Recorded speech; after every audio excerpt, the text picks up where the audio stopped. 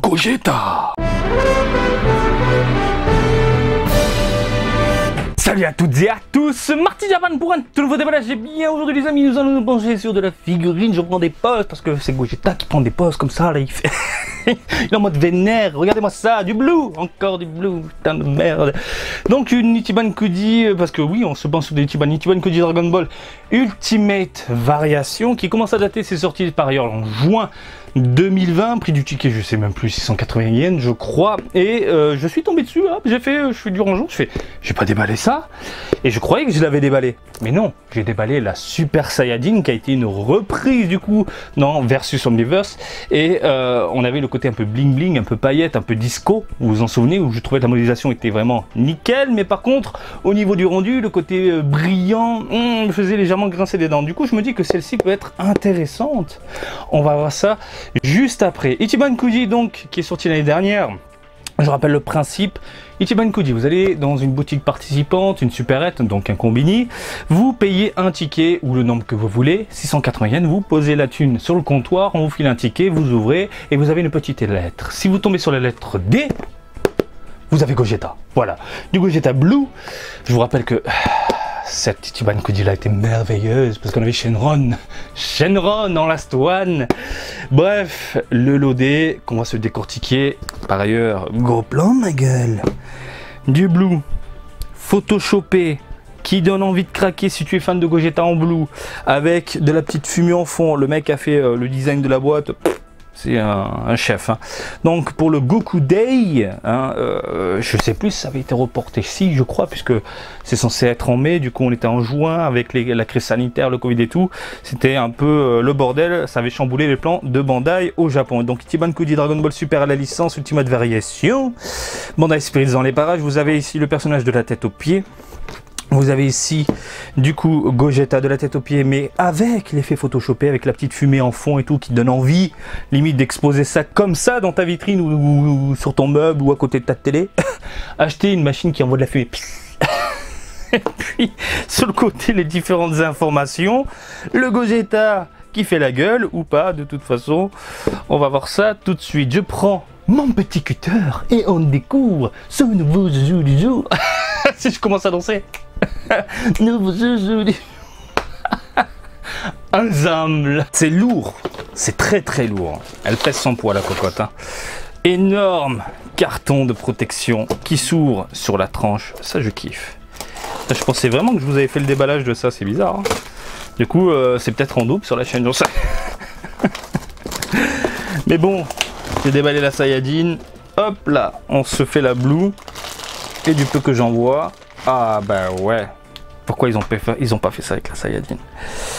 Bref, vous avez sous les yeux une, deux et trois pièces. Support transparent que je valide à 400%. Merci Bandai pour ce genre de truc. Vous avez ensuite le personnage, les cheveux, hop, on dégage tout ça. La petite pantoufle, on dégage tout ça. Et hop, le pépivule.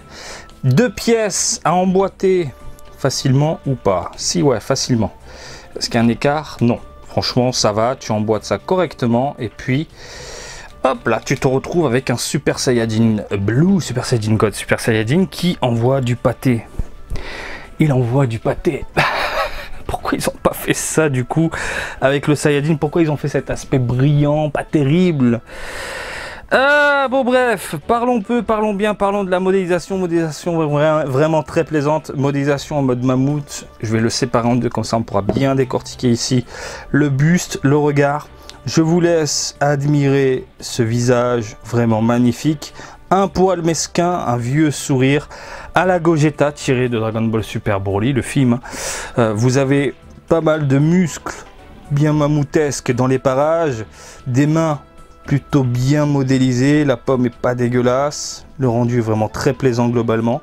Même chose ici, regardez-moi ça, on n'a pas ces knackis de l'espace, du bon biceps avec une légère jointure visible à cause de la lumière, mais je vous garantis c'est juste la lumière qui joue dessus, mais là de mes yeux ça se voit absolument pas. La veste de l'espace avec les croissants bien chauds sur les côtés, bah franchement belle modélisation qui suit un peu le move, légèrement plié, ça j'adore, je valide. Le torse est magnifique, il est incroyable, il est vénère, il y a des abdos, il y a des pecs. On sent que les muscles sont légèrement compressés, étirés. Hein, il est en train de concentrer son énergie, ça se voit. Il est en mode relax, je vais te péter la gueule, mais quand même, fais attention à toi. J'adore vraiment ce design-là. Vous avez ensuite des vêtements ici, un pantalon plutôt bien réalisé. Bon, on a la tranche de l'espace typé manga, c'est un parti pris, pourquoi pas. Moi, je suis pas très fan, j'aime bien quand c'est un peu dans la continuité. Mais les petites pliures sont plutôt bien réalisées. Voilà.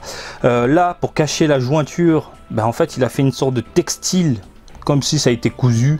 Et je trouve ça plutôt bien fait. Franchement, j'adore le délire, ça passe inaperçu et en plus c'est à l'arrière, donc c'est pas trop dérangeant à l'œil. Quand tu vas l'exposer un peu sur le côté ou sur le devant, voilà.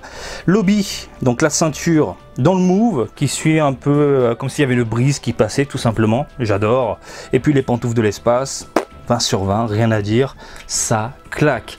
Le point qui m'en met vraiment, mais alors vraiment plein la gueule, c'est surtout au niveau du rendu global et des couleurs. On a une texture ultra mat, magnifique, où tu as l'impression limite c'est de la résine, ça tue, comme s'il y avait un petit aspect, je sais pas, rocailleux, comme de la pierre, hein. J'adore l'aspect mat, tu passes le doigt dessus, je sais pas, c'est hyper bien fait, t'as pas l'impression de toucher du plastique, j'adore à 1000%. Et au niveau des couleurs, ça a été travaillé. Vous avez par exemple au niveau du torse, de légères nuances autour des muscles. Encore une fois, ça met bien en avant la carrure du personnage. Même chose ici au niveau du bras, hein, vous le voyez. Hein. Regardez cet aspect marron au niveau du biceps, autour du biceps, magnifique. Au niveau du visage, même chose, même combat. Sur le côté, la joue est légèrement foncée par rapport au reste du visage. Là, on est dans du neutre, simple. J'adore. On a ensuite un dos travaillé, l'arrière est travaillé. Superbe, même chose au niveau de la ceinture, l'arrière est travaillé, c'est du mat, c'est du nuancé, il y a des teintes à droite à gauche, ça claque. Au niveau du pantalon, on a du gris blanc globalement dans l'ensemble, et puis au niveau des pliures, on a un gris très léger, pas du tout agressif. Et ça passe également, on a l'impression d'avoir une petite ombre, hein. Encore une fois, ça met bien en avant les contours, hein, des vêtements ici. Même chose, regardez, au niveau des limites, même chose au niveau des bandelettes. Et là, par contre, la pantoufle, on est dans du mat simple, noir, pas du tout dérangeant. Au niveau des cheveux, on a des pointes, j'ai pas parlé de la modélisation des cheveux, mais rapidement, on a des pointes. Par contre, ils ont décidé, j'allais dire de ne pas faire de nuances, mais je vous mens. En fait, on est dans du mat bleu très léger, pas du tout agressif, pas du tout flashy. Et en fait, au niveau des racines, on a un bleu légèrement foncé, mais vraiment tout petit, foncé qui monte comme ça au niveau des pointes, sur un bleu légèrement turquoise, bleu ciel, avec des pointes légèrement blanchâtres. Mais vraiment tout fin, tout léger, volupté, ça a de la gueule. Putain, regarde comme ça, Il est pas vénère, il est pas vénère. Franchement, ça envoie du très lourd. Au niveau de la taille, les amis, nous avons un Gogeta qui monte du coup dans les, hop, on va faire ça propre, 23, 24, 25 cm. Longueur, largeur, tout ça. Maintenant, les amis, on a l'habitude, je vous le donne, parce que vous me le demandez assez souvent, on est dans les 23, 24 cm. Et de ce côté-là, on est plus dans les 6 cm environ. Alors, grande question, est-ce qu'elle tient debout toute seule? Pousse-toi, petit cadre lumineux, Tsingtao. Et oui, et elle tient vraiment très bien. Elle est sans aucun problème. Le support, limite, par chez vous, pas besoin de le mettre.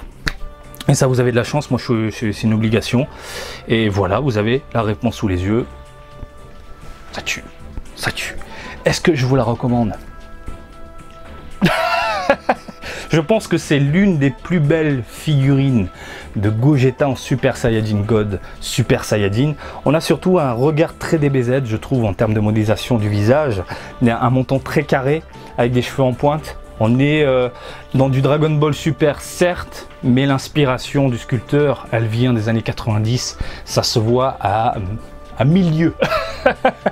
Modélisation globale magnifique, des muscles incroyables, des couleurs superbes, des textures mates qui t'en mettent plein la gueule. Franchement, ça envoie du très lourd. C'est vraiment le genre de figurine que je voudrais bien exposer dans un coin Dragon Ball Super parce qu'elle vaut le détour. Elle pèse son poids. Un défaut, bah c'est du blue. Le défaut, c'est juste parce que c'est du blue.